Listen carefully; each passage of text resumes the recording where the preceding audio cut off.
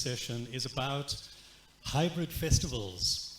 Over the last 2 years, many festivals and artists have, I hate that word, pivoted. I prefer the word pirouetted to the online space. And so this is very much about discussing what was good about that, what was bad, what is never to be repeated. And we've got a few speakers who are with us today, both two Ugandans, Nsigaye and Kenneth, and then we've got Kate in Gateshead, the UK, and then Brahim in Morocco. And we're delighted to have Kate with us, even though Brexit happened.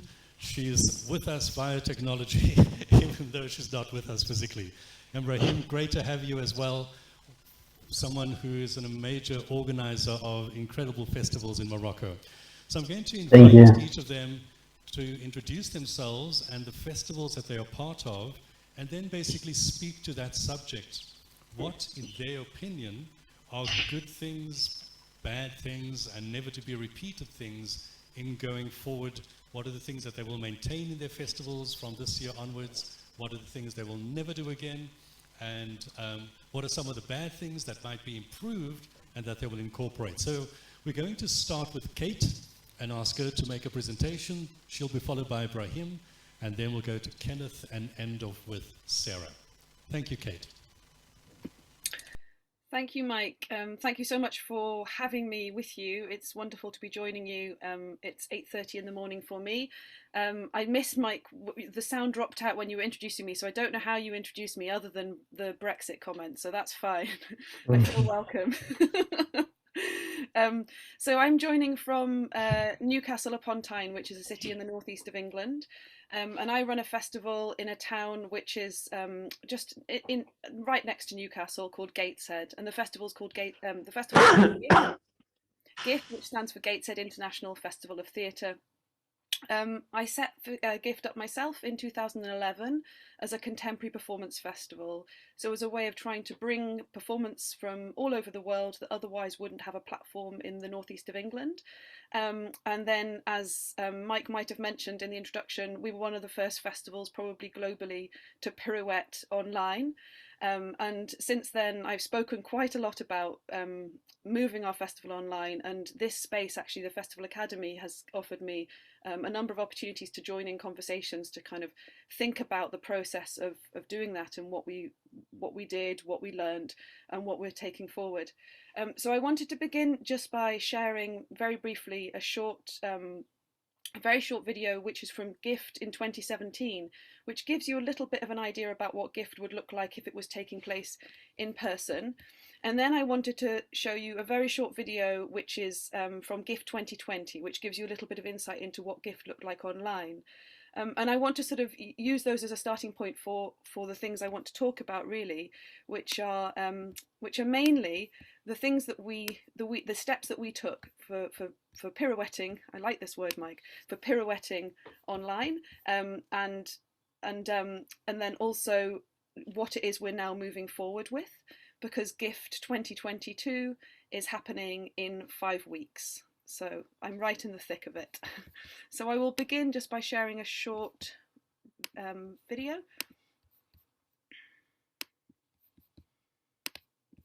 Okay, so let me just go from here.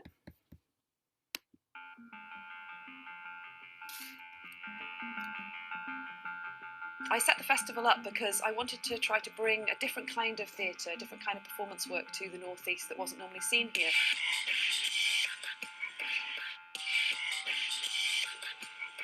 One of the great things about GIFT is that there's such a variety of work on offer. GIFT is the only thing in the northeast that is showing the sort of work that excites me in a certain way. We're working in partnership and in collaboration with 2 other festivals. So it's allowed us to step up what the offer of GIFT is. It's something completely different from my experience of working in theatre, which is really nice, it's really refreshing. Tonight we had a company from Italy, we had a company from Switzerland, we had a company from Germany. It's really nice to get a global feel for theatre. So there's been workshops, there's been discussions, there's been performances, magnificent performances. What's brought us a gift really is the diverse range of theatre, and to see so many different types, from contemporary movement to comedy, and I think it's been brilliant. It's just kind of like a massive learning experience. It's an invaluable part of the North East theatre landscape.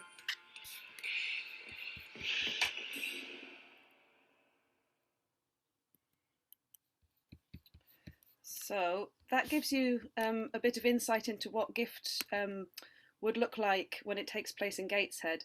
I'm going to swiftly just move through a series of these slides as I find the video I want to get to next. But as I'm moving through these, what you might notice is that a lot of these events are taking place in non-conventional performance spaces. I don't know how clearly you can see the images, but they're taking place in places out on the streets, in the train station, in art gallery spaces. People are writing feedback like, I wasn't sure what I'd make of it, but I loved it. And then I just wanted to show this image because you can see you might be able to see, this was a gift in 2019. So this was the year before everything changed. And what you can see on a screen there is a Zoom call, very much like the Zoom call that I'm joining you in now. And this was a hybrid event that we hosted at Gift in 2019, which was a conversation bringing together theatre directors, artists and festival directors from around the world to talk about the work that they were making and their festivals, and to connect those up with local audiences and local artists to think about how we could work together in the future. So this was pre-2020. Gift was already introducing this way of working.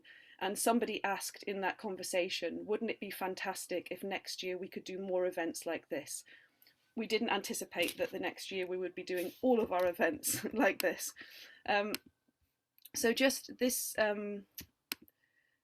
this gives you a little bit of an insight, this image here, about actually what it looked like behind the scenes at Gift 2020. So this is on one side of the screen you can see my very organised technician and his space, and then on the other side you can see my setup for Gift, which was having my laptop balanced on top of a small chair belonging to my son on a table with notes everywhere. So it was very what I would call DIY. But I'm just going to go through to show you a short video from Gift 2020, again, to give you a bit of insight into what that looked like.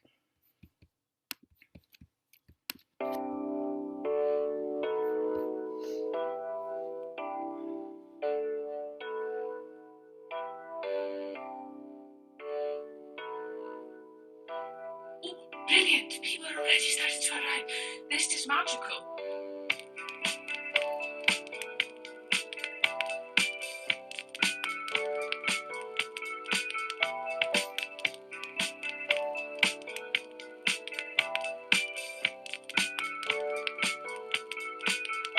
Everything feels pure and new. The possibilities feel very open.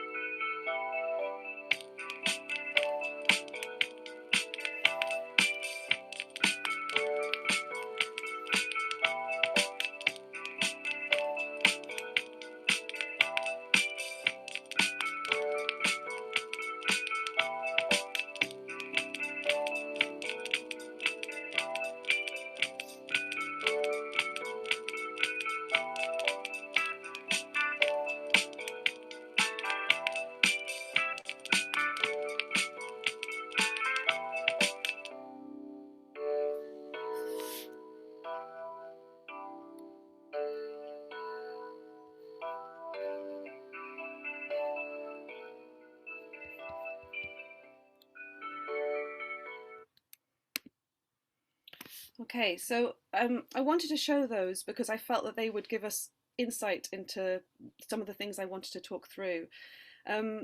So when we decided to move Gift online, we really reflected on what was core to Gift's values, what were the most important things for us as a festival. And one of those was very much about bringing people together. So the festival that brings people together, it allows people to experiment, it allows people to find new collaborators, experience new ways of thinking about the world and thinking about the environment around them. So we brought a lot of those kind of ideas into how we moved the festival online, and we encouraged all of the artists we worked with to maintain this sense of experimentation and to treat the whole thing as one beautiful experiment, I think was how I introduced it. And I look back on some of that footage and I still feel quite emotional because I feel like it was a very specific thing of its time. So that feels very important to me to sort of reflect on. We were very lucky in terms of being one of the first festivals to sort of move online, in that people were up for it, people were at home in isolation and were ready for a kind of new experience and an opportunity to connect with other people. In 2021, we kept the festival online again, but we realised at that point last year that maybe audiences had dropped off for kind of watching lots of digital theatre performance. It wasn't such an interest. People were at that point ready to start watching work online again and watching work in person again in theatres. So what we did was we hosted an event called the Gift Exchange, which was a 3-day festival again, but it was a much more discursive event. So lots of conversations, workshops, and professional development opportunities that happened online, and it was very well attended. And this year we are 5 weeks away from our first, I suppose it is a hybrid festival, but I'm not really thinking of it in terms of hybrid. I'm thinking of it in terms of a festival that needs to reach the audiences that we've created over the last 2 years. So one thing that happened for Gift was we had a very local audience for Gift prior to moving online. Since 2020, we've developed audiences in over 50 countries who we reached in the last couple of years. And it feels important to us to keep reaching those audiences, but also to keep our work accessible, so that for people who are still shielding or can't leave their homes still, that they can still enjoy the festival experience. So we're also sort of really placing care at the centre of how we're returning to Gateshead. So we are not going to have lots of performances back to back. We're going to have events that are sort of more dispersed or smaller audiences alongside online events, and we'll be live streaming some of our events. So you are all welcome to join us from wherever you are in the world, to join us for some of our conversations and to see some of the works. So I think in terms of the good, the bad and the ugly, which is a great title, I think the good is that we learnt that there are audiences out there for our festival that we'd never anticipated before. We also learnt that we needed to maintain a sense of keeping access at the heart of the festival, whatever format it's going to take in the future. We also learnt that gradually people's interest maybe in experiencing digital work has dropped off, but we still feel it's really important to maintain that for a sense of people being able to access the festival. So yeah, so I think those are the key things that we learnt. I've got more to say, but I'll talk about it, Mike, when we talk in the discussion probably. So I think I'll leave it there because I probably could talk for a long time, but I'll leave it there. A really good introduction to the topics that we are debating and talking about today, so excellent. Brahim, are you around? I'm here. Thank you, Mike, and great to see you, miss you guys. Thanks to the Festival Academy for inviting me to join you. I'm happy to be with you. I'm Brahim Mazned. I manage 2 festivals in Morocco. I'm director of festival Timitar, which is a summer festival held in the south of Morocco since 2004. And I organize, I'm artistic director also of Visa for Music, one Pan-African music conference and festival held in Rabat since 2014. So before probably I start, I will probably present you a short video. It will give you an idea about how we managed the COVID edition in 2020. Is it possible to share the video, please?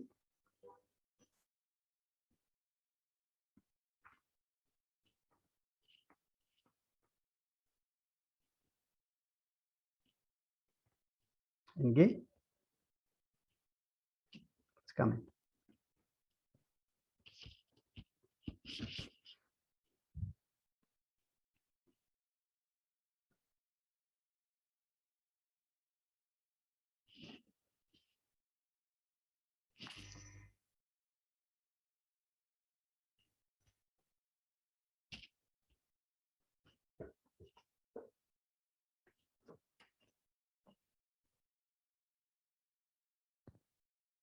Brahim, we're just sorting it Wait. out. Yeah. We wait for the video. Wait, yeah, it's coming, I think. I think there was an issue with the sound, but we're sorting it out. So just a second. Okay.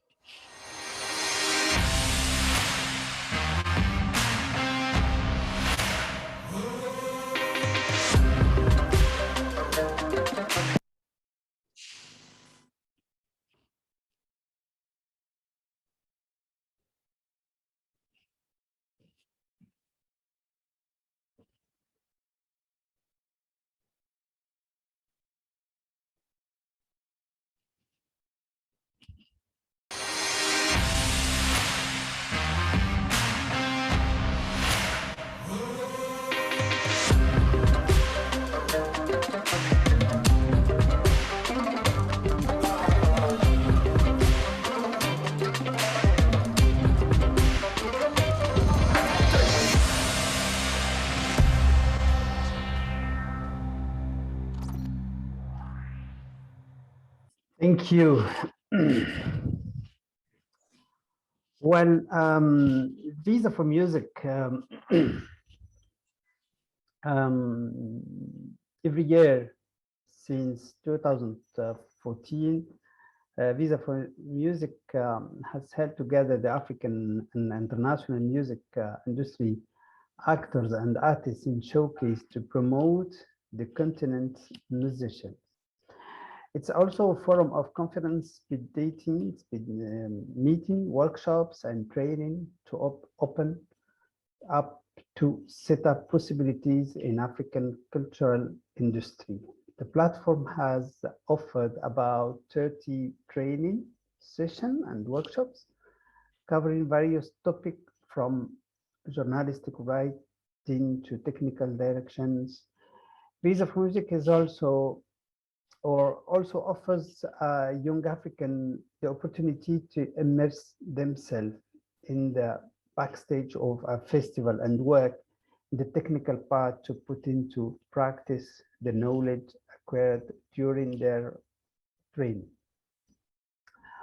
Well, of course, the COVID impact on festival in Morocco and Africa for festival and cultural and the creative sector more widely, 2020 has been catastrophic. However, across sub-Saharan Africa, they have continued to innovate, demonstrating resilience, agility, and weather rules that they play in supporting artists, connecting the local and the global community, and shifting cultures. In 2020, Visa for Music managed to set up 17 artist showcase on Facebook and Instagram platform through the streaming tool on OneStream.live, 8 conferences, 4 in French and 4 in English, also on Facebook platform through the webinar tool Zoom. An engaging content strategy was developed on the social network, Facebook, Instagram, LinkedIn, Twitter, of course, so with YouTube, because the idea is not to save visa for music, but the idea is to continue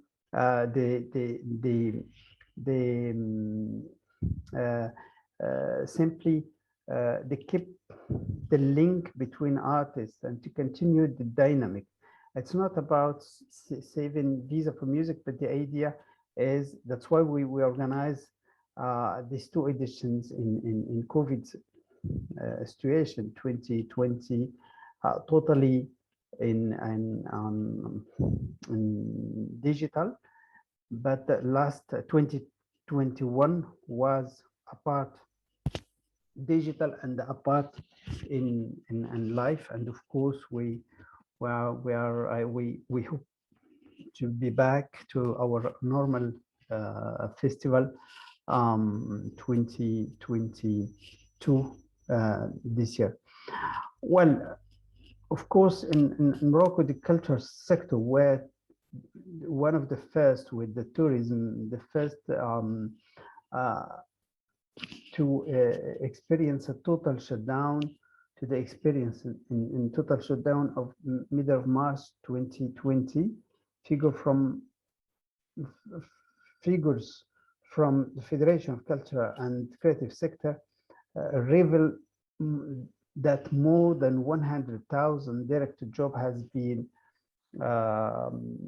threatened, and about more than 1,000 company has suffered an average of 70 up drop in sale. So Moroccan professionals in cultural sector needed a digital platform where they can discover new professional partners and develop new collaboration. Our company, Anya, is building a platform called Moroccan Music Connect, MoroccanMusicConnect.com, where all the musician, agent, technician can open an account and get in touch with the other professional. That's why we build this platform in the situation of COVID. Organizing a digital concert festival requires different skills that were not necessary while organizing in a person in a physical. For example, having a professional software solution, choosing the platform, choose the right way to catch people attention online festival company with YouTube and other with other platform. The last edition, the concert were for example simultaneously streamed on Facebook page of our partner, also Eat Radio, because they have 1,000 of followers, and of course 18 showcases of artists broadcasted live on Facebook and the platform.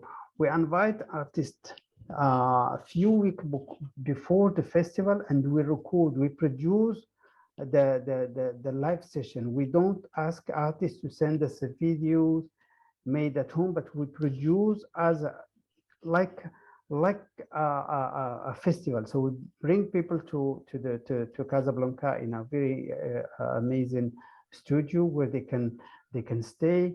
Of course, we cover the commodity and everything, and we produce in a high quality the videos. You can take a look on our YouTube page, Visa for Music, so you can have an idea of this high quality in a sound and the video. That's why Visa for Music, for example, targeted its public is already used to digital festival. We have more than 1 million of views on YouTube, and 2,000 audience on Facebook, was 270K listeners in Morocco, 28 thousands in France, and of course in all over countries in Europe. Even in from Uganda, we had around 500 persons who joined this video. Well, to conclude, I think digital event changed the process of artistic creation from production to distribution, and create a distance between the artist and the audience.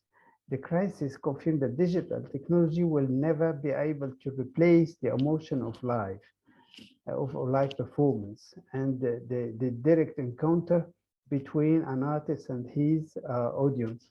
It is a tool to be developed, mastered, and integrated into communication strategy and complement to live performance. I hope I was not very late, and happy to I can be happy to answer if you have any question. Thank you. Thanks very much, Brahim. Two excellent kind of presentations in terms of what we are going to be dealing with in this particular session.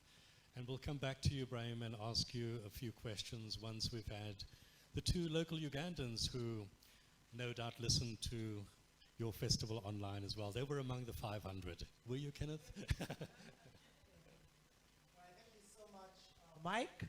Once again, my name is Kenneth Kimuli, also known as Pablo, and I'm a co-founder at Atelier Arts Foundation. We are the ones that produced the Kampala International Theatre Festival, and last year it was our 8th edition. And today, they about good, the bad, and the never again. So I'll start with the good. With the lockdown and everything happening, there was we reached audiences that we had never reached before, if it was just only physical. Now, when we put our festival online for the very first time, amidst all our fears, we didn't know that there was a light at the end of the tunnel, and we had our social media platforms. We had more numbers, and we got to monitor that there were very many people watching what was happening in Uganda. Unlike if it was only physical, then maybe they wouldn't have known what we were doing right here at the Kampala International Theatre Festival. And we're saved the burden of getting visas and purchasing air tickets, you know. I don't know about you, but every time we have a festival, you know, getting the participants to come, and then, you know, booking hotels for them, it's a lot of work. Once you're in the kitchen, that's when you'll feel the heat. But those who come for the festival see the final product. So having the hybrid, in a way, we realized that, you know what, I think our participants on the other side, and just saved us the burden of, you know, it's a good problem, you know, going through that. But again, it saved us the trouble from, you know, have those challenges that come along, and the money and the time. And then we also got to go to places that we wouldn't have gone to, you know, we got people watching in from Palestine, Pakistan, and so for me, that was a plus for us as the Arts Foundation. We were also in partnership with Bayimba Festival. We have been partnering with them for the last 8 years. So I should say that they also came in handy to advise us along the way. Now, for those who are aerophobic, you are saved the trouble of flying, you know, and the fear factors that come along with that. Because previously, we have had some people who have had such challenges, and getting them through the emotional experience in the festival, it was a little bit a problem. And also, those who don't have insurance, it would become a problem. So the hybrid somehow helped cover those issues. And for some people who are technophobic, they got an opportunity to go online and overcome the fear. You know, it was therapeutic, because there is no way you are going to attend the festival without dealing with the Zoom and webinar. So in a way, most of the people we're dealing with got to overcome that. And we also, yeah, the festival, when you have a physical festival, there's a timeline. For example, the Kampala International Theatre Festival happens the last week of November every year. Now, what happened is because it was online, we got audiences that could watch it even after the time of the festival. For example, when you look at America, that's the time they have their Thanksgiving, so they were unable to attend the festival. However, we partnered with some of their service providers who are able then to show it to them after the festival. So we planted 2 trees with 1 seed. We're able to have it, but also again to, show it after the time of the festival. And I should also say that it helped us in a way to reach out to, when putting our plays together and filming them.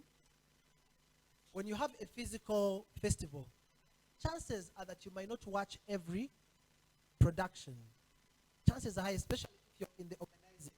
So, but when it was hybrid, we were showing one at a time, So that means that everybody had an opportunity to watch what was happening in the festival. Unlike the physical, where you have time issues and you have to show 2 productions simultaneously, and somehow people get to miss out on that. So for me, that was the blessing that came with the hybrid version of our theater festival.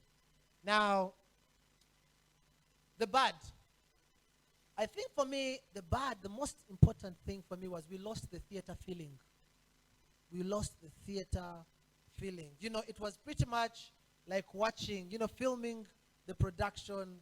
It's no different from watching a movie.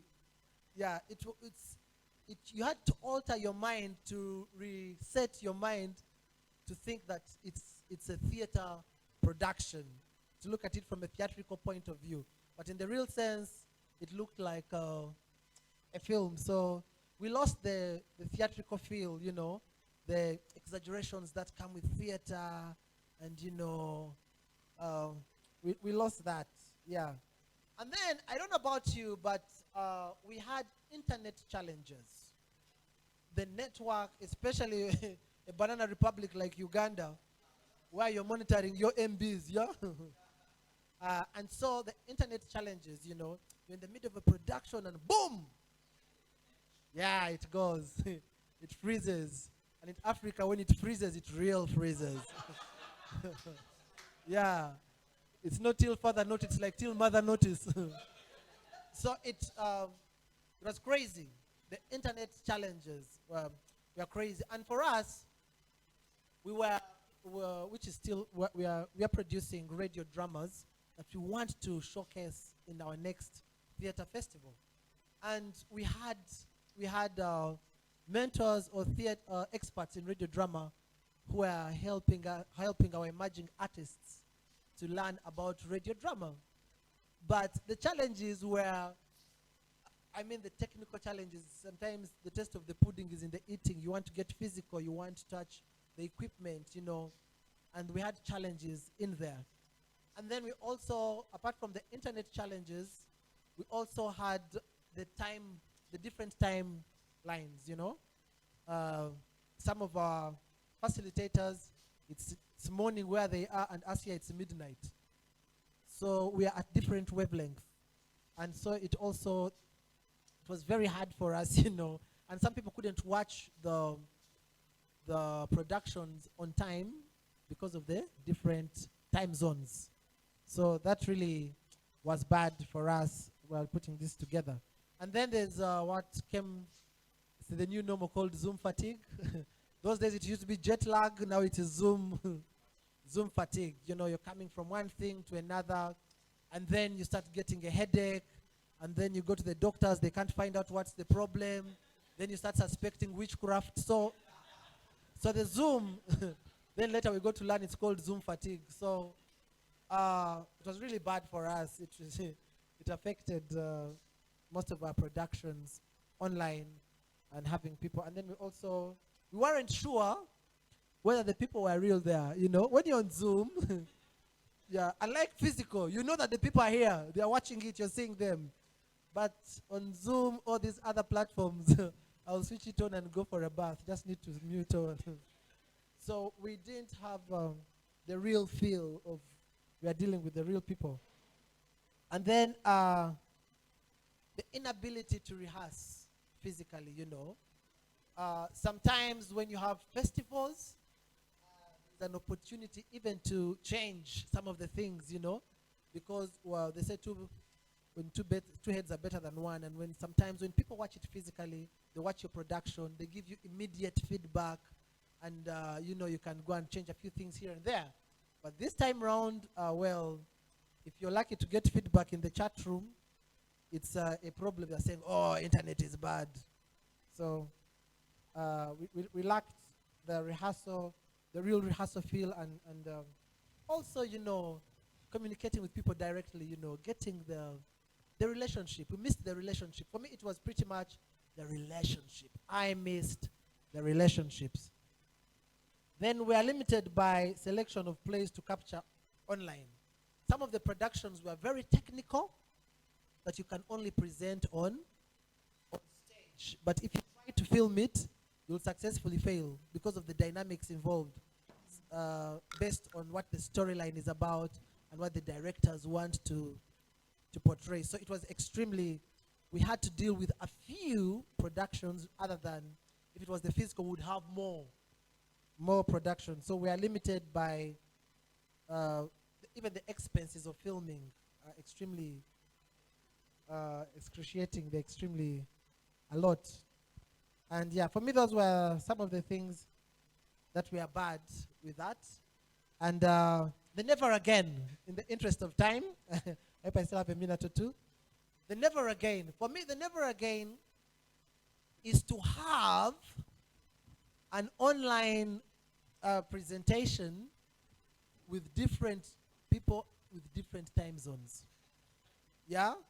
You have Morocco, you have UK, you have Uganda, and you have Germany and France all coming together at one time. Oh, it's crazy. You know, others are taking coffee, others are eating bananas. You know, others are saying, hey, it's hot here, you're freezing. So I think for me that was the worst experience, because it was we thought we were trying to you know, I was about to say kill two birds with one stone, but I love animals, so let's plant 2 trees with 1 seed. So for me, that was the never again. I wouldn't want to do that again, honestly.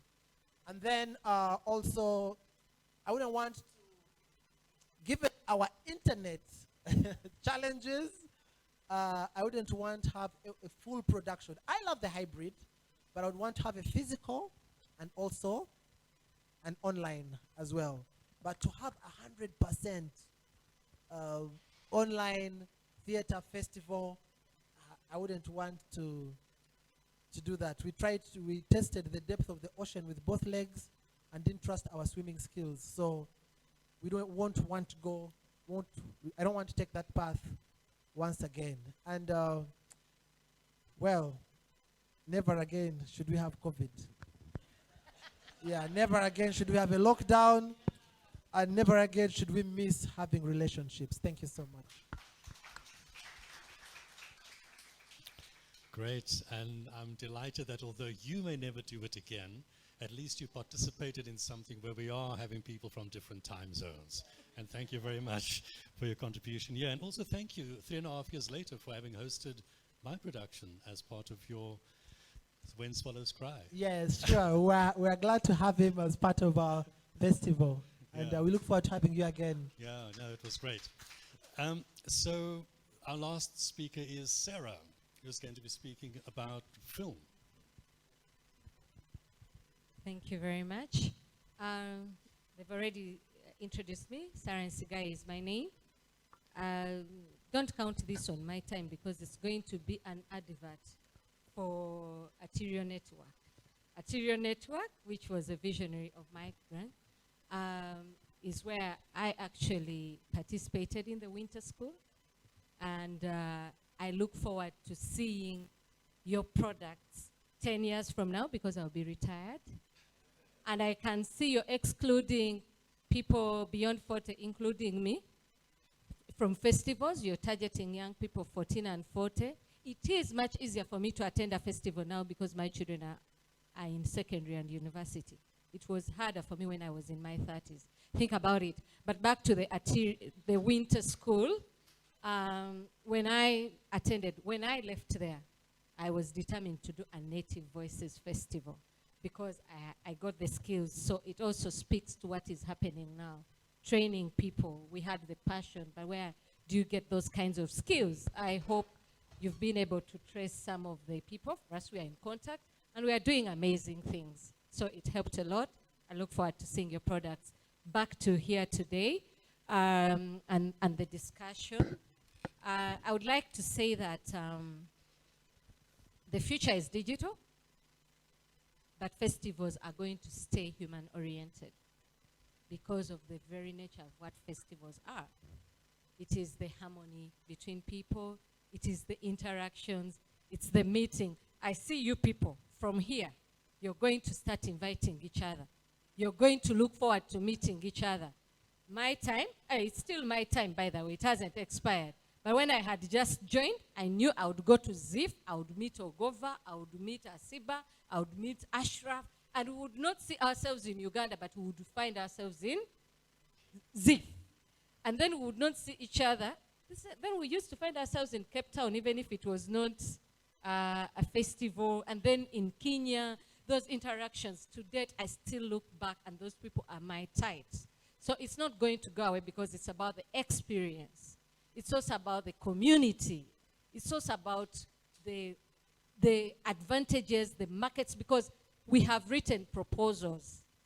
How many of us get supported because we're able to meet Mike?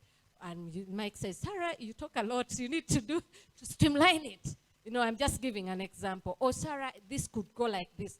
The people you've met, they will guide you the way that you've been guided here and the feedback that you got. Festivals provide that kind of interaction and learning. So if that is taken away, it's lost. So that's why I say it has to continue being humanitarian. And we shouldn't forget that festivals are experiences. Celebrating Womanhood Festival was kind of found like a coincidence because we had this project where we went to communities and we were creating awareness on health and encouraging people to do tests. And we found that women were getting the advantage of speaking to their husbands that they stay with and to their communities during our outreach. So we realized, okay, there's a need for this voice.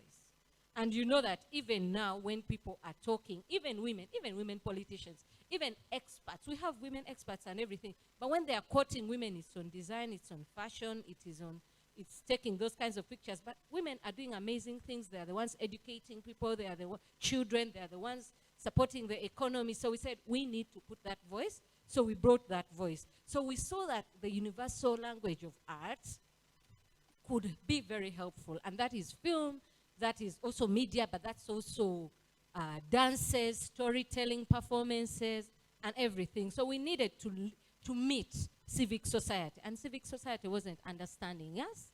And the arts were like, are those women things? Yeah, not that they were rejecting it, but you understand that it sounds like civic society. So how do we hit a balance, right? So we said, let us also be creative in the community we are going to create. Part of the things we would do is, of course, performances, dance, going to schools, because if you want to promote art and you want to create people who respect women and all that, because we wanted to contribute to gender equity, then you have to get the children young, so we will do poems, but also audience building, because those are the same people who will come now to the theater or to the festival when we eventually have it. But the other thing that we had is we're seeing a gap where these women who've done a lot, some of the people who come to Women Celebrating Womanhood Festival, you know, you'll find Miriam Matembe, you know, you'll find ministers, you will find permanent secretaries, and people you will not be able to meet during like other times when you have to look for an appointment. So one of the things we did was to introduce a cruise. We would spend 3 hours on the ferry. For Ugandans, when I say that hours used to balance the boat, you know what it meant, because we recently lost people in a boat in a ferry accident. But we used to have a ferry that was balancing, and we would dance and have fun. And when we were dancing and having fun, it didn't matter that this one was a minister and this one was a young girl. And what these people used to tell us, oh, I met these people. And the interesting things is afterwards, these people would go back and they've met each other and they're friends because they danced together, they laughed together for those 3 hours. I don't want to lose that. But now that I am saying that I don't want to lose that, does not mean that I also don't want to explore the possibilities that online presents, right? So, like Pablo, we had like theater, Tebele theater. We had issues probably that our friends Brahim and Kate, am I saying it right? And Kate may not have had, like the internet challenges. But we did have internet challenges, but for us we cheated. And the way we cheated, which will later come back to the never. First of all, we were exploring this thing, and it was new. And a lot of us have a media background. At least I have a media background. I've done live broadcast on television. But the team and everything, and I've not done that, right? And it's a team. It's not just you. And so we were like, and some of the people who were presenting, Tina, hello, wave to people. Tina was our coordinator. She was doing it for the first time. The confidence of presenting and doing things wasn't yet there. So we didn't want to be judged, right? So we said, let us record it. The cheating was we called it live, but it wasn't. But so are many people here in Uganda, at least, right? They say it's live, but it's not live, but they're trying to edit, eliminate mistakes, and be perfect. But then we lost out on having a real audience that would engage and get feedback. But it also helped spare us the challenges of telling people, because there are some people, for instance, we partnered with a festival in Spain, and Donna Cinema, am I running late? So a festival in Spain, and they were like 3 hours behind. And I needed to be there on time. I just learned from Edima that she participated, and she was sick, but she didn't want to disappoint us. Imagine having someone who is probably going to hospital after that time, and you keep them waiting because of internet, because of not keeping time, and things like that, which always happens. So part of doing it pre-recorded helped us in that manner. But as I said, it also lost out on the audience. And we didn't advertise it as much as we would have advertised it. So we did not tap on the kind of audience that other people did. But the beauty also of hybrid or online is later. You're able to get feedback. You're able to go and see that your views have grown. But what I also realized is that we did not aggressively market it and share it as we would have. But partly because also we are not as confident of the product because we were learning. But still we managed to get a lot of people, especially the people who were facilitators. We did not have money. We had not fundraised, COVID, because for us we had just finished a festival like this when the lockdown was announced. So we kept hoping what will happen and things like that. So we had not fundraised, but we were able to get all these other great people who were willing to support us. So that facilitation was good. I also need to give feedback on I don't want to repeat what Pablo has said, but missing that experience, filmmakers did not want their films to be watched online. One, they wanted feedback, they wanted to interact, and so they were a bit like, So we also had to be creative when we show these films. What is in it for filmmakers? So linking them up with international facilitators, women festivals and things like helped a lot. I remember one of the people was Tebandeke. She said, sorry, I was a bit reluctant, but this is nice. The people you introduced us to, we look forward, right? Their films were also screened afterwards. So when I want to stay local and physical, how do I also leverage on the possibilities that a hybrid festival provides? And how do I also yeah, explore the potential. Part of that is that I am using the experience at my festival to market my festival, such that the 50 or so countries that are watching next time want to do it physically, not online. But I still keep online for the people who will not come, because not everyone will come. And even if they came, probably I don't have the capacity to host all of them. But I want them to connect to the experience.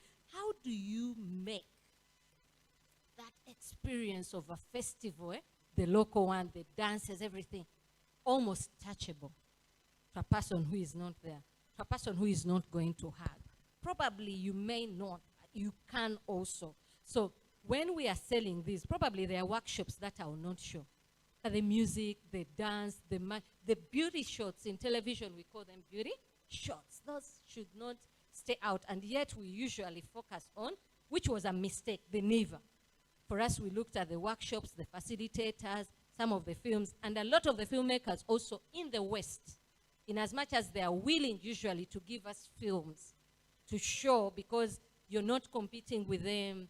The filmmakers themselves are not worried, you're not their market, so they will give you films. They will not give you, because we don't buy, it's a fact, although we need to grow our audience to start buying.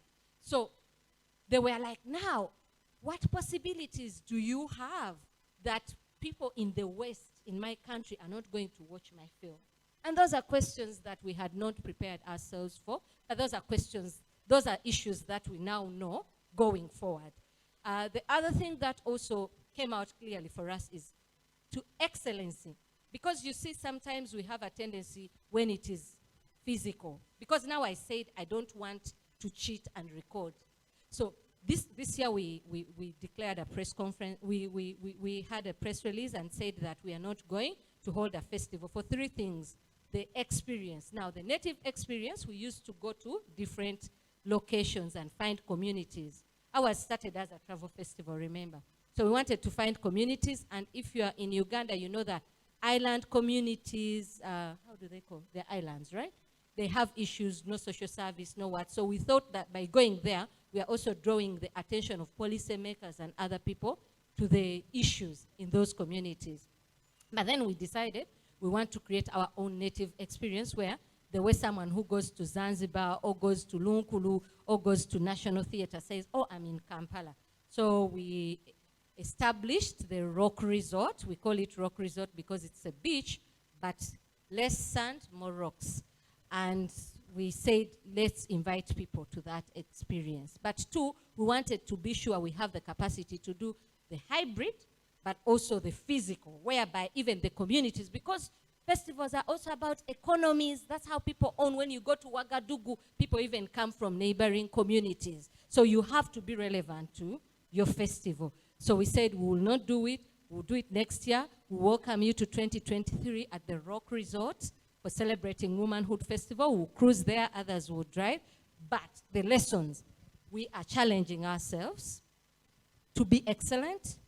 We are challenging ourselves to talk to service providers and partner with them. Your TV, don't fear the network, because MTN has introduced a program, Your TV, I think Airtel too, where they can even live stream for you. Okay, I never passed summary, and I can see that my bad manners in school are coming back here, so I'll respect time. I think I'll answer other questions afterwards. Thank you very much. Yeah, well, thank you. Those were really excellent kind of contributions in terms of stimulating a discussion around the nature of hybrid festivals, online festivals, the good, the bad, and the never to be repeated.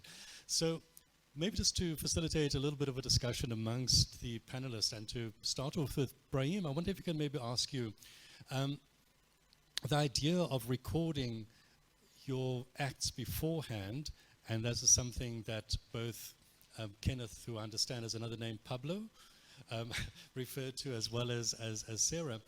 Just talk to us a little bit about that in terms of what it does for festivals. It basically means that you're no longer limited to a particular time in which you're presenting those works, because having recorded them, you're able to present them throughout the course of the year.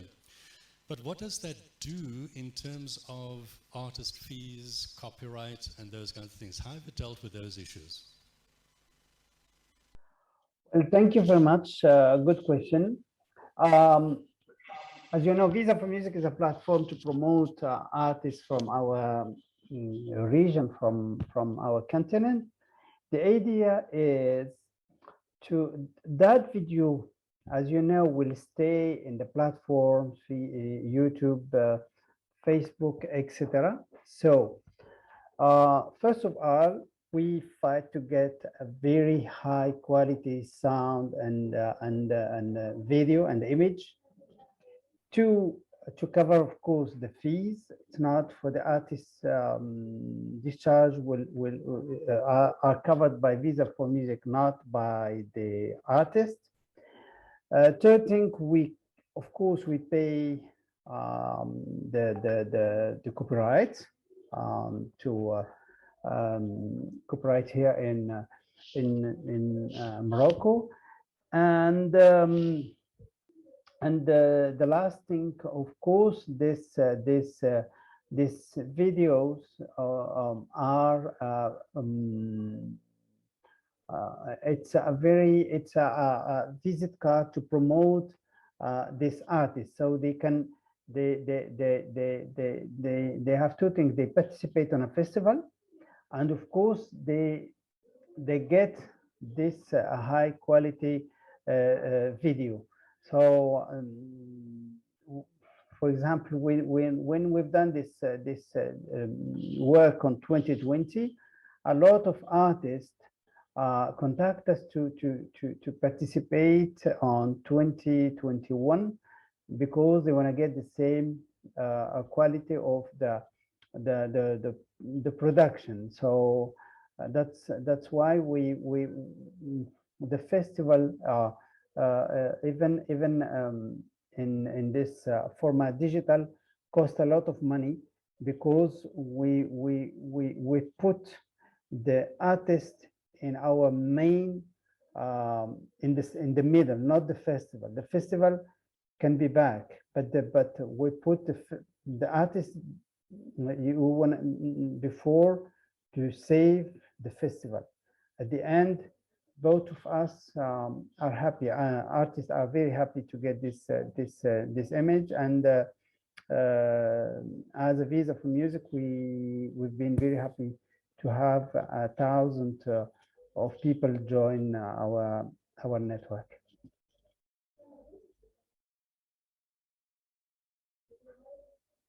Pay the artists to record Sorry? their, and then you give them their work afterwards so that they can put it on their websites and people can download it and so on.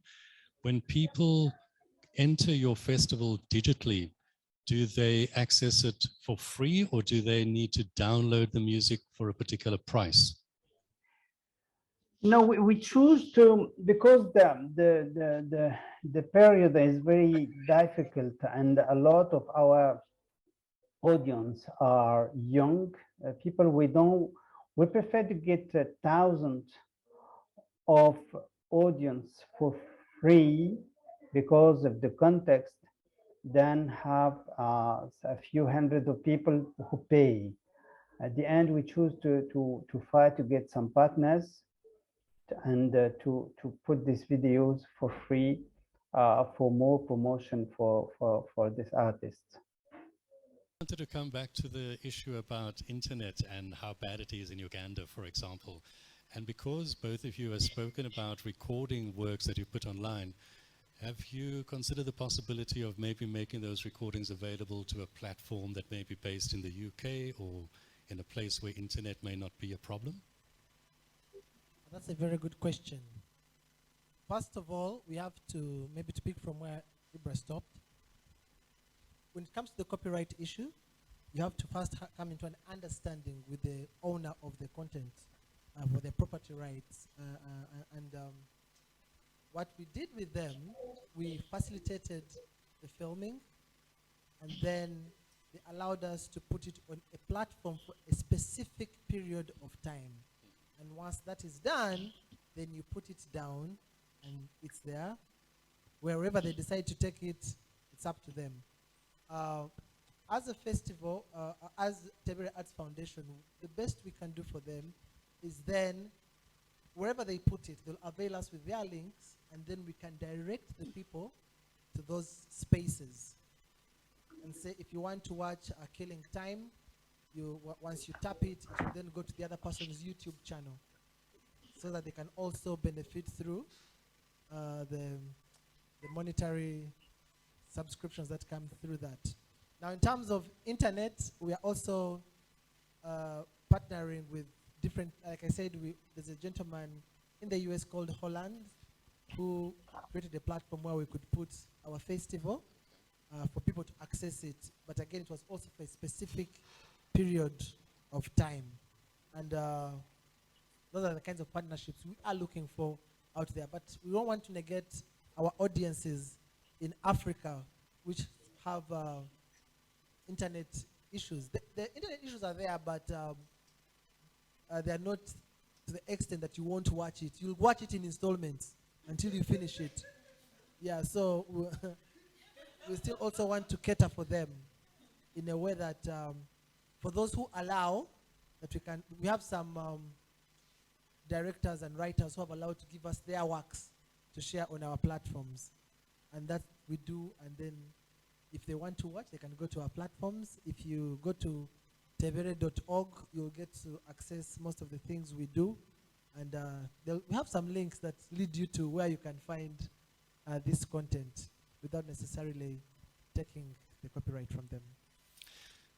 Great. So maybe just if you can answer that question as well. One of the big things that artists kind of encountered during COVID was they need to work and they need to be seen.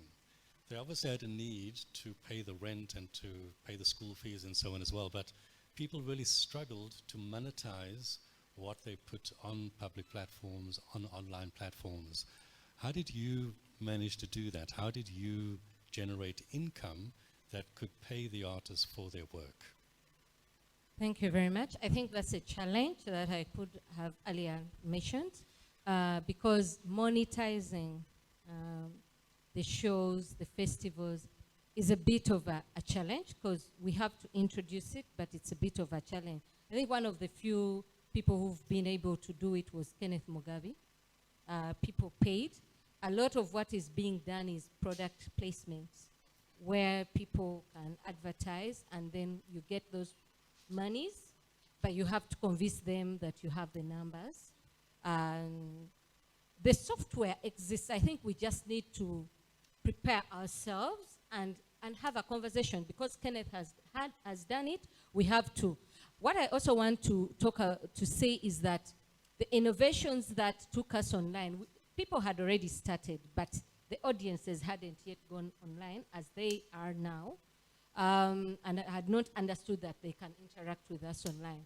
It's that it helped people, especially artists, talk to the audience without having to convince TVs when they don't have money. That was very helpful for them, because you have to understand the dynamics of the economy for the artist here.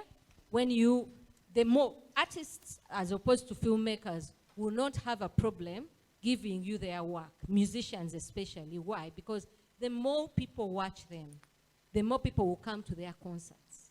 So they actually want to come, and sometimes radio stations and other people and DJs charge them, which they shouldn't. But it's because for them, their calculations, they haven't yet understood the digital economy. So we need to grow with them. And we need to look at apps that we can use. And for us as festivals, that's why we are looking at what is it? Well, we are targeting community here and physical participation. How do we get a bit of the corporate people and other people, incidentally young people, even when their parents are saying they don't have money, young people have money, and that's an audience to grow. I don't know where they get it. The other people are the West, or the people in the North, because they are willing, if you give them quality programming, to pay. So we just need to now have conversations with people who have apps that we can explore and pay. And then when we pay, be fair to the artists and pay them. But for filmmakers, it's going to be very hard to leave work online unless we know we have things where if someone viewed, they can't view again and all that. And that's technology that's not yet very here. Available here. Well, if you may lend me just 1 minute to answer that. From an artist's point of view, I'd never enjoyed performing like the lockdown. Why? First of all, when it happened, we were categorized. We had essential workers and non-essential workers. So the artists were declared non-essential workers, meaning we don't add value to the country's GDP. But anyhow, but for me, it was a blessing in disguise because then the government paid attention to the artists because we said, look here, we are not performing, we are at home, we are seated, we are suffering from what to do. So they then, all along before the lockdown, we had been looking for support. Then we had the corporate world and the government now coming in to support the artists from the point of saying, well, you don't have what to do, let's create spaces. So we had televisions creating spaces for the artists. I have never traveled like I traveled in the lockdown. Because on the other side, we had different countries calling you to perform for them. People were in depression. You had clubs like the Rotary Club, the Lions Club, calling you, hey, can you perform for us on Zoom? And you say, yeah, we will pay, you know? And for me, I realized, wow, it was a blessing for me in some way. We had our productions to specific groups because while we're in the lockdown, work was going on, you know? They'll say, hey, Pablo, we need you to give us some laughs and things like that. So for me, the artists, in one way, it was the lockdown was a springboard for their success that they're even to experience now, because then people got to understand the plight of the artists and the value of what we are doing to this country, because the mental health challenges increased, and the artists were the only shock absorbers at the time. And having made a case for fantastic work that was done during COVID, you still don't want COVID to come back.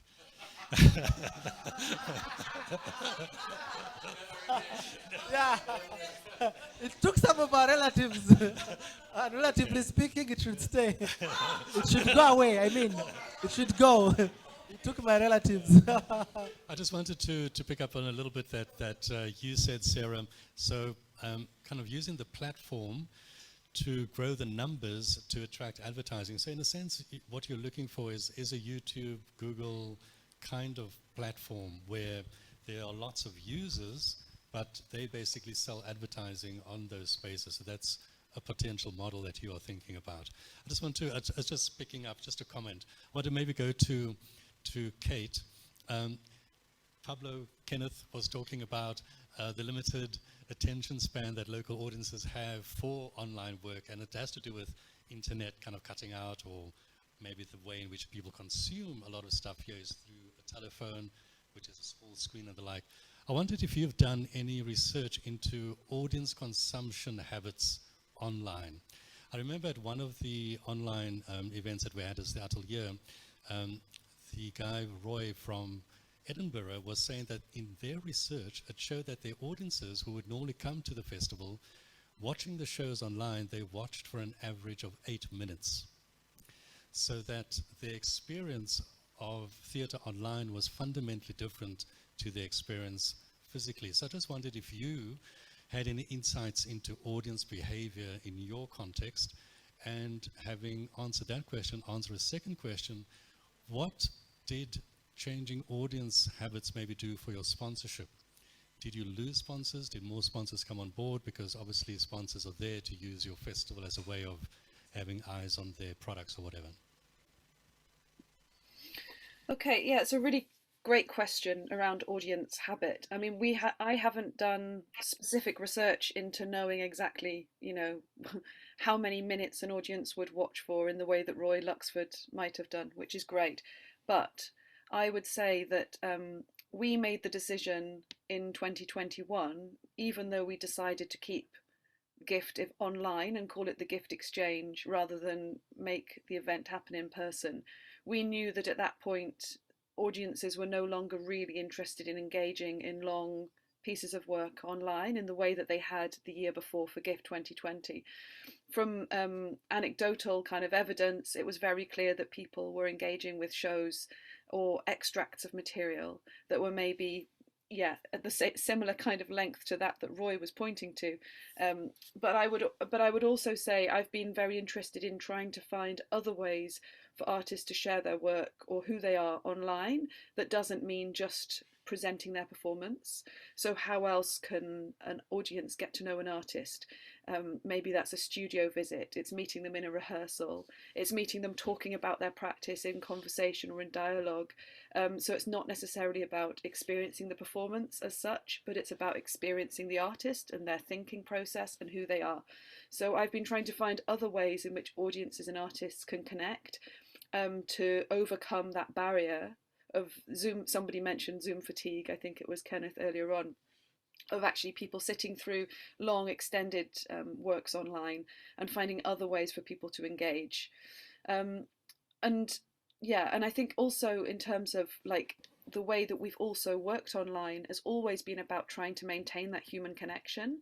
So the idea that Sarah was talking around before, around the humanitarian always maintaining and staying part of the festival, I think that was always core to what we did, even taking GIFT online. To such an extent that we would put wraparound activity around every performance, so everything was still presented in real time. We didn't cheat and pre-record and then put things up and pretend it was live. It was live, it was in the moment, it was open to catastrophe if that happened and the connection lost, etc. But it was very about that human connection, and I think by doing that we managed to maintain audiences' engagement for longer because they were engaged in the fact that they were watching something that had a sense of risk to it, because it could all go wrong at any moment in the way we love watching theatre because it's live and something could go wrong at any moment. So I think that in terms of amount of minutes that people are still engaging, I would say is quite low in watching a full show, but it's about finding other ways for artists and audiences to connect. And then in terms of sponsorship, we as a festival, we are funded we funded each year by applying for money from our Arts Council in England. So we're very lucky to have an Arts Council that we can apply into for funding. And we just found out last week that our application for GIFT that's happening in 5 weeks' time was successful. So we have some money to make GIFT happen. And I would say that we don't attract sponsorship as such. So we don't work with sponsors who advertise on our platforms, but certainly I have been approached a lot more by other organisations nationally and internationally wanting to connect and wanting to work together, because I think that they realise that there's kudos in doing that and that there's an opportunity for their organisation to then also reach broader audiences. So even though it's not financial capital, it's a different kind of capital by being involved. Yeah, that's my response to that, Mike. Online festivals of 8 to 10 minute theatre. It's a I missed that, a theatre festival of online 8 to 10 minute theatre works. Yeah, well, the gift exchange. Can I just talk about one example, Mike? Actually, at the gift exchange last year, we did an event called Tutorials, where I worked with a German artist called Oliver Zahn. And the concept was very, very basic. Basically, two strangers met in a Zoom call that was live streamed out on YouTube, and they both taught each other something that they knew off by heart, and it could be anything. So you had people meeting from mainland Europe, meeting with artists based in the northeast of England, where I live, and they would meet in a Zoom call for the first time, and then they would teach each other, and that was really, really diverse. So one of the artists who took part is an artist based in the northeast, who moved here from Angola as a refugee when she was a child, and she taught a dancer in Germany how to do a real sort of a wrap on her head, and then in return she was taught a magic trick, you know. So there were these kind of it was called Tutorials. It was a very simple idea, but what you got to see was the idea of exchange. It was short, so all of them had to be very, very short. I can't remember, I think they were maybe sort of 10 minutes in length, the whole thing. So we had 5 minutes each. So even though it wasn't a whole festival of 10-minute performances, it was about capturing that idea of what is interesting to watch for a short period of time online, in which you're seeing a real dialogue and a real exchange between two strangers, and you're working with the idea of connecting people from different parts of the world.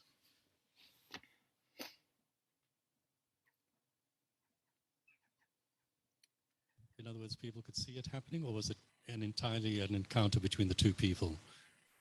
It was live streamed, so it happened on Zoom, and then it was live streamed onto YouTube, so audiences could watch online at two parts of the day, to try to hit people in different time zones, which was another point that Kenneth raised before. So yeah. How was your festival affected by going online? Did you lose any sponsors? Did more sponsors come on board because you were reaching a wider audience? Of course, we don't get to what we expected to have to organize the festival in 2020 because of the situation of the COVID. We get very few money to produce the videos, but this year we get a little funding from the Ministry of Culture, so it could cover a big part to save, of course, the event and to produce the videos. And we get in 2020 we applied to some international institution, and we get some of them, like the SACEM in France and French Institute, and we of course we get also some media partners, and we of course we didn't have a big charge like material, sound, backline, etc., because we have also the studio as a partner, so we cover only the production of the video. So the studio was for free because we had this partnership, and as we have staff working for Visa for Music the whole year, so they fought to get partners, and we accept, of course, even when we have a very few contribution, we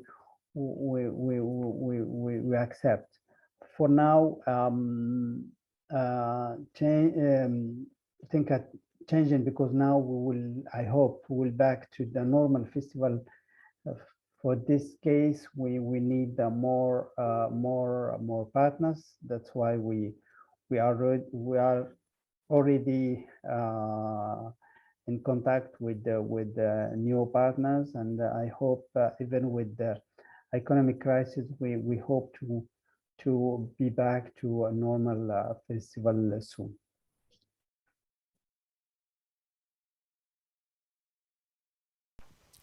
Yep, Shane. Oh, that's fast. Semaju. Thank you very much for the inspirational panel on a not always positive subject, but it turns out to be very inspirational. I have a question. You were talking about reaching new audiences that you were not reaching on your physical festivals that normally would come so from your surroundings.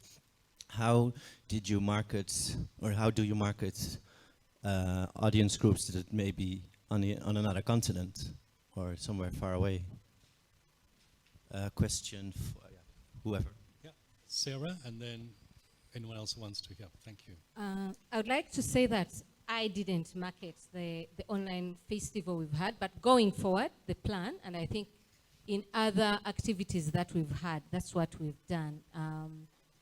For instance, we are members of Ladima Festival, but we are also Festival Network, but we are also associated with other art networks.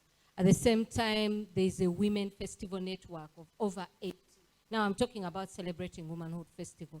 over 80 festivals now. They already have an audience that is interested in that kind of programming. So first of all, having conversations with them, talking to them, and requesting them to share in their networks and invite. And interestingly, that's why I said also at home, we are looking at different ways like schools and things like that. But the networks are already a huge potential, especially even when you need economic yields. Yeah, okay. Anybody else? Because that's a very interesting question. People all spoke about having new audiences. How did that happen? I think for me, just as they say, the best things in life are for free. So when you market and tell people there is a link, you can watch a festival, they have the airtime, they can watch. And like, we have been marketing the festival, but because of the physical space that they can't come to, if you're in Venezuela, you're in China, you'll see that there's a theater festival, but it's in Uganda. You can't physically go there. But if they have availed you with a link, then it becomes easier for them to watch. So then we are able to know that, these people are watching it from this and this place. But that means that you already have those links in Venezuela and China? I should say we have people who are interested in the festival, but because they can't physically be there, maybe they didn't show the interest before the lockdown. But because of the lockdown, and they can now access it just a click away, so then on this other side, we get to know, we have people in Mexico who love theater and they're watching it because of the access to the link. Great. Can I say something, Zira? Semeju, so I'm just aware that we've got maybe about 7 minutes left. There are a couple of questions we just want to take, and then if there's time, we'll come back to you to make some end of session comments. Semeju and then Nasi. Thank you. I'm Semeju Isma from Uganda. This goes to the panelists, and I want to ask and know, how did you deal with variation in production quality? Because they were online, meaning you had to go in the field, or like you had to hire different crews to shoot that. And due to the fact that different technical personnel, camera guys and sound people have different skills, like achieving the same template, even if you give them the specs that want you to shoot in this kind of resolution, they will still give you different qualities. How did you deal with that? And also, coming from a performing background, most of our theater, this goes to you, Pablo, dealing with performers online, directing them online, because there is that relationship when you're the performer and the director in the same physical place. There is that chemistry when you're producing and directing that person. How did you deal with that online? Because I know the attention span for performers when they are not in the physical presence of the director is really crazy. Even performers, some performers are not really used to performing without the audience. Okay. So they are. I think we got the question. Yeah, thank you. Okay, thank you. Maybe related to that question, because that's a really good question. I was going to ask all the speakers, whose responsibility is it to ensure the technical quality of what goes out as part of your festival? Yeah. Because when it's a physical festival, you provide the venue and the lighting technicians, the sound and so on, and the artist brings their work and you present it. When people have gone online, whose responsibility is it? Is it the artist that has to bring their work to you and you simply provide them with your platform? Or do you have the responsibility, as in the case of Brahim, to make sure that the quality of the work is really excellent when it goes out? So I think, Pablo, you were asked, or Semeju, you asked Kate the first part of the question and then Pablo the second, yeah? Kate? For GIFT 2020, we felt it was our responsibility very much to support the artists to work online in this way. But we were at a stage where people were recreating their performance works from their living rooms and from their kitchens and from their back gardens, etc. So for some people that meant that they were living in areas where they didn't have strong Wi-Fi, so we would pay for them to upgrade their data, for example. So it was about just trying to find ways in which we could support the artists. And in some instances, we bought microphones or bits of tech equipment that we would have had on site and sent that out to artists to use. So it was because the work was being created in a very fast way.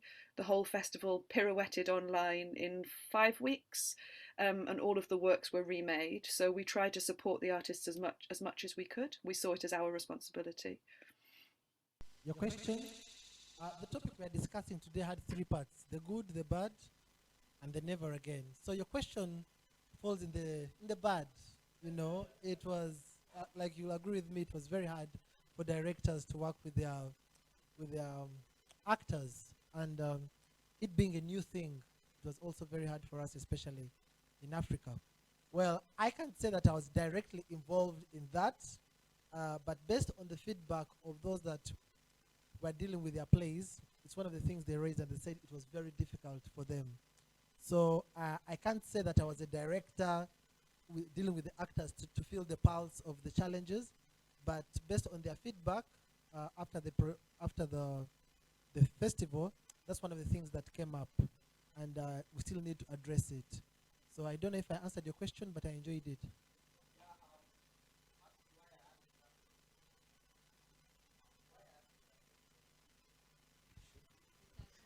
Why I asked that question is because I happen to have recorded some productions and also being a performer, and we had that problem. So that's why I wanted to share experience with what you felt if thinking that you had directed some, but yeah.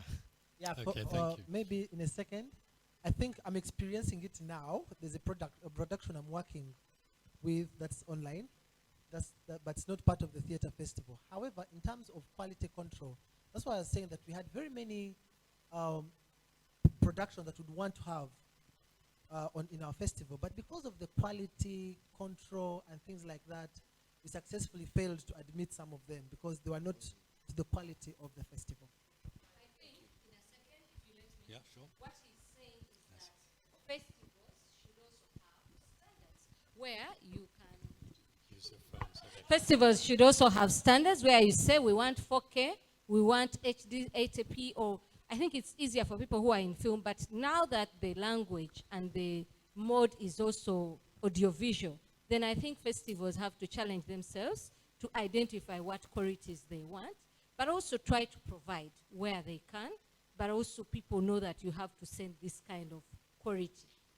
But related to that as well, I was going to ask you, how do you think training will change in future, or how do you think training has to change in future? Because obviously people have not had the skills to be able to technically produce their work for online spaces. Do you think that training institutions are going to have to provide those skills in future? I think training institutions need to do that. I would say that Native Voices is already doing that. The festival we did in 2021, it was in-house, but we also have a film background.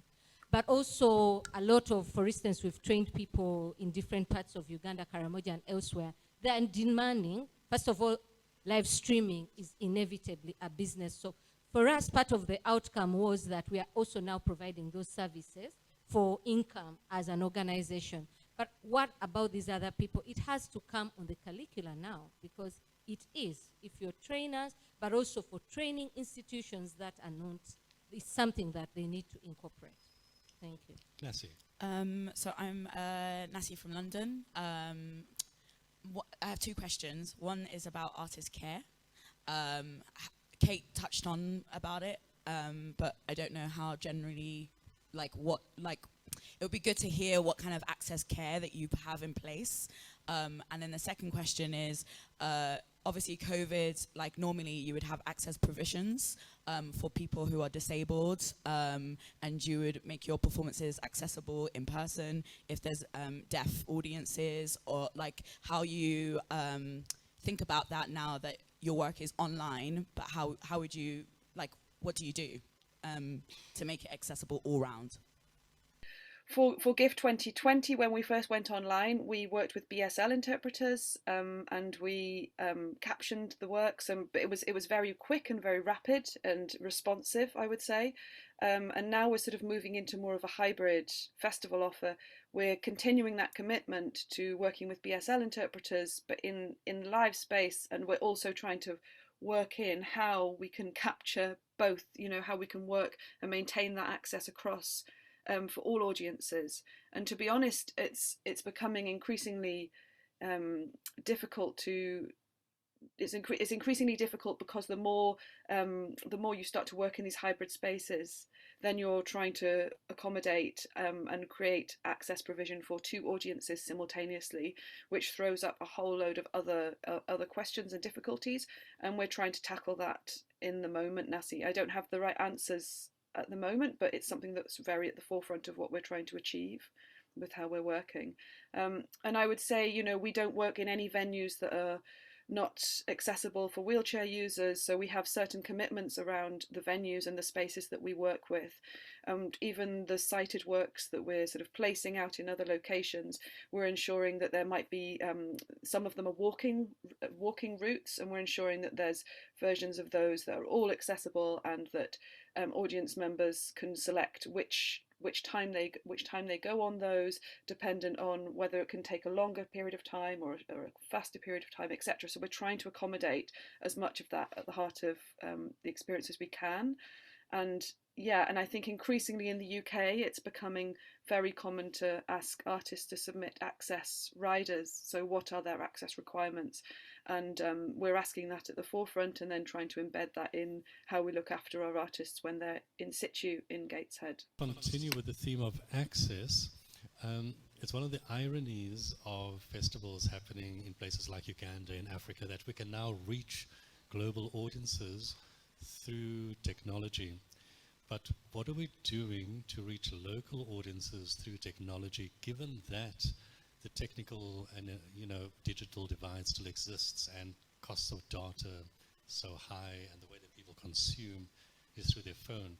Talk to us a little bit about your thinking in that regard, both Pablo and Sarah. Okay. First of all, as celebrating Womanhood Festival, one of the issues we had is we wanted to reach the woman.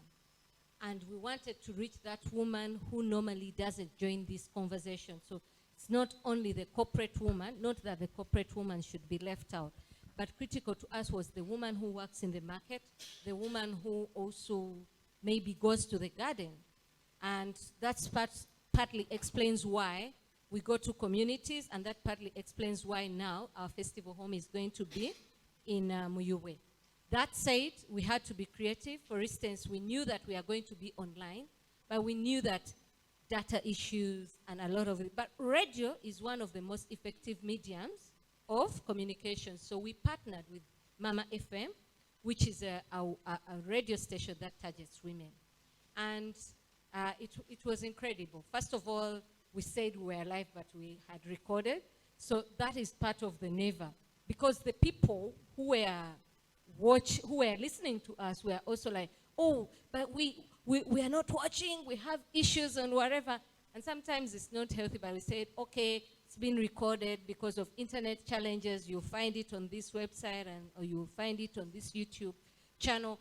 But those are some of the things we have to continuously do. For us, access, it is something to celebrate that we have 15 million people online, and they can always find you, but also real-time interactions and the feedback, especially, for instance, for us, it's about gender equity, amplifying the woman's voice.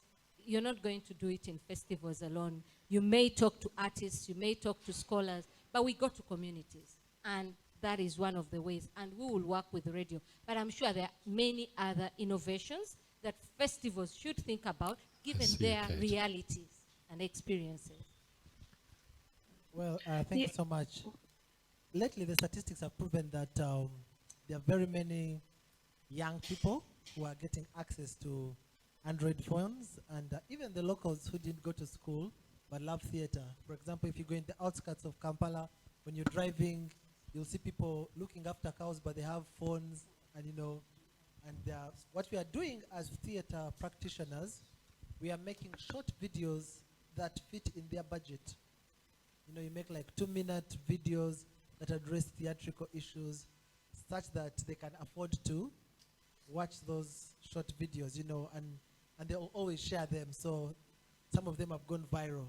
So that's how we are trying to reach the local audiences, being specific to record videos that fit their bill. TikTok theater. Yeah, it's called TikTok theater. Thank you for that. So pretty much that's what we are doing for them. And like Sarah said, that's why we thought about introducing radio drama into our theater festival. Because Uganda, I should say, the radio drama works best for them. And so we are trying to bring the theatrical aspects into radio drama so that we can alter their views and attitudes towards our line of thinking. Thank you. Kate, you wanted to say something? Yeah, so I wanted just to draw attention to a project that we've been working on at GIFT since 2020. Over the last 2 years, we've been working with some artists based in Canada called Mia and Eric from Calgary, and they have been conducting an online residency connecting with local community who live in a rural area of Gateshead around a woodland area called Chopwell Woods. And so for 2 years they've been meeting with people online, and that's been in Zoom calls. It's also been using Google Docs to create creative writing projects, photography. People have been uploading images of the area and giving the artists insight into what it's like to live in that area. And those artists are now arriving in Gateshead next Friday in person. So they're coming for 2 months to actually be in residence in the area where they will be meeting the people that they've been working with. So we've been using the digital to establish and to build relationships prior to our artists arriving here. And we're doing the same thing with all of the artists who are coming to GIFT this year. So all of the artists who are going to be presenting as part of the programme are hosting online conversations prior to arriving with different community groups in and around Gateshead as a way of building audience and building conversation and building a sense of festival community. So using the digital space to do that and to allow us to do that prior to festival activity taking place. So it's become very important to us in our model as we're moving forward and thinking about how artists and audiences can connect and use this as a tool to connect. I can send a link around to that project with the Canadian artists if people are interested. I can forward it on. Okay, thank you. My name is Joshua from Nigeria, and Mike mentioned something a little about the question I'm about to ask. So we all agree that festivals should maintain the physical nature, and during COVID, people went online, followed festivals because there was really not so much going on and all attention was there. But together we want to retain, even though festivals should remain hybrid, we want to retain the physical nature of festivals. Now, looking at it from the attract, engage, and convert strategy, how have you, or what strategies do you have in place for the new audiences, international and local, but especially local audiences who have not attended your festivals before, who encountered it for the first time? What strategies do you have in place to then convert them? You've attracted them, you've engaged them online, but really, we also want them, especially in Uganda, for example, we want people to continue to attend the festival physically this time. So what strategies do you have in place to then convert them from the things they've seen in the past and then to become a family, part of the festival as it goes on? All right, thank you so much for that question.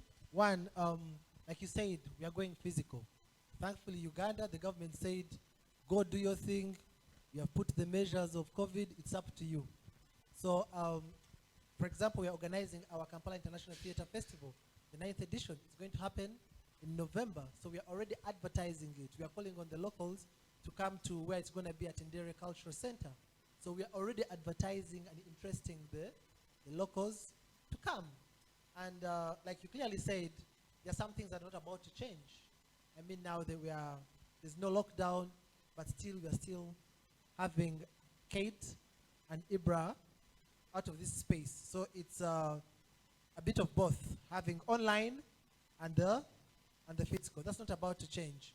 And we should learn to adopt to that, because right now our thought pattern is different. I'm thinking about lunch. I don't know what Kate is thinking about. I don't know what Ibra is thinking about, depending on the time zone. So these are some of the things that we should learn to adopt. Pablo, I think what he's asking is, you've developed a whole audience for your work online. Do you have strategies to bring that online audience to your show? Oh, yeah. Thank you. Yeah. You see, he really is concerned about lunch, so he wasn't concentrating on your question. We have incentives, you know. We have incentives. We have incentives. For example, we are partnering with different hotels to reduce on the, to give us recording in progress that can fit in your pockets to come to Uganda. And we're not only selling, we have what we call tourism theater, you know. So we are trying to say, if you come for our theater festival, then there's an after theater activity. So adding something that will interest them to come. For example, now we are partnering with the tourism, the Ministry of Tourism, to see what else can we give our guests when they come to Uganda. Shall we take them on a boat cruise? Should we take them bungee jumping? You know? So okay. So some of the things we are thinking about. I still don't think he's answering your question. He's telling you about a great marketing strategy that they have, but I'm not sure he's telling you about the conversion of the online audience to the physical one. But maybe you can talk about it over lunch. Talking about lunch, it has arrived, so we're going to give each of the speakers just a minute or so to make any final comments, maybe starting with Brahim, and then Kate, and then Pablo, and finishing off with Sarah. Thank you guys. I was surprised to see that Faisal was also around. Hello to him and the whole friend around. Thank you, Mike. Thanks to Baimba and the Festival Academy. Of course, I invite artists who are there to apply to visa for music to join the community. We invited a few years ago Jumaima for Uganda, and it was a wonderful concert. I hope we will have a lot of people from Uganda and from the region, and hope to see you live in November here in Rabat or around Africa. Thank you very much. Kate, final words? Yeah, just to say thank you so much for inviting me to be part of the panel. And also just to thank the Festival Academy for all the extraordinary work you're doing in connecting communities and bringing people together to talk about so many issues. Over the last 2 years, it's been a vital kind of resource for so many of us, so thank you. And I really would love for some of the people or all of you to join us online this year if you can, and to hopefully have a bit of an experience of joining GIFT. And I look forward to hearing about how everything goes in Kampala, and hello to friends who are in the room, old and new. Thank you. For moderating. And I'd like to thank the Festival Academy, Baimba, and all your partners who are putting this together. I think this is just the tip of the iceberg. We want to thank you from the bottom of our hearts. And as they say, charity begins at home. We'd like to invite you to Uganda for the Kampala International Theatre Festival in November, the last week of November. Please, you're very welcome to the Kampala International Theatre Festival. You can log on to our website, that is tebere.org, and you'll get to see all the details. We look forward to hosting you in Uganda. Finally, I know performing arts has been facing a lot of challenges, especially in terms of technology. You know, people literally live in their palms. But let's also go into their palms. Let's embrace technology, and let's take the performing arts online. And yes, where there's a will, there'll always be a way. Thank you so much. Thank you very much. If I thank everyone, I'll lose my 2 minutes. So I'm going straight to what this, it's been a great talk. I've learned a lot. I've shared a lot. I just think that it has also challenged me. How do I get the 1 million people that Brahim got, and how do I get over 50 nations? Now I know it's possible. And these are the networks and the conversation. Festivals are communities, but festivals are also global. We can make a global community, and that is what online helps us to do. So we need to identify how we want to stay physical, which elements, which components, but also use the online to attract people to our festivals, to create harmony, the spirit of the festival. At the same time, we need to train our people to have the capacity to do online. Festivals are usually periodical, so we don't have people to do that continuously, but it gives us opportunities now for sustainability if we can make it, turn them into businesses. So living here, I want to live here knowing how I'll tap into the 1 million people of Brahim, the networks that he has, and other people. Those are possibilities. They present new challenges to you as young people. How are you going, because you're younger than us, to use the digital world? But at the same time, the locality of your festival. Celebrating womanhood is about women, it is on a beach, it's about interacting, it's about promoting gender equity, but it's an experience. How do I make that experience unique from the other experiences? What he asked is, how do you bring the online community? Already, I think you have teasers of who are the performers you have. Online is cheaper to advertise. How are you tapping into the cheap advertisement online? Your network, so that they already know your programming and they look forward to it. But beyond that, our issue is always fundraising. How do we start looking at sustainability by monetizing the online services, looking at especially people who are willing to pay, and people want the experience. Let's give the experience, let's make it unique. But it challenges us to give quality. I am telling you that, but I'm also challenging myself. How do I invite people and make my product, my festival, my experience unique, that they come back again and again and they look forward to it? Teasers is one of the things to do. Let's put our work out there, teasing them what they will expect. 2 minutes, Thank 45 you very much. seconds. I did well, right? That was 2 minutes, 45 seconds. Thank you very much. That was a great way of ending this. Thank you so much, Sarah.